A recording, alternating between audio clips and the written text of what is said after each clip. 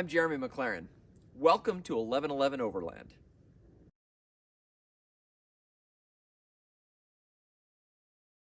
I'm here in the garage with my 2017 Jeep Wrangler Rubicon Recon Edition, and it's repaired and back on the road with no problems.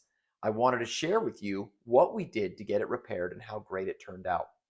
If you watched the video of our 2023 Broab trip to the Maze District down in Canyonlands National Park, you saw that we had a major break. The bracket, the high steer bracket that holds the tie rod onto the Jeep, and basically the tie rod is the giant metal pole that connects the axle to the Jeep and holds it in place to keep it from shifting too far left and right. And with that bracket breaking off, the welds breaking off in multiple places, it put us in a very, very challenging predicament. I am grateful not only for the brilliance and hard work of my friends who helped me to get that repair done on the trail, but for having the right tools at the right time to be able to make that repair possible. We were able to not only drive it off the trail, but drive it all the way home. And when I got home, the first call I made was to Zach Harkness, the Jeep guy in Linden, Utah. He is an absolute beast when it comes to making Jeeps amazing.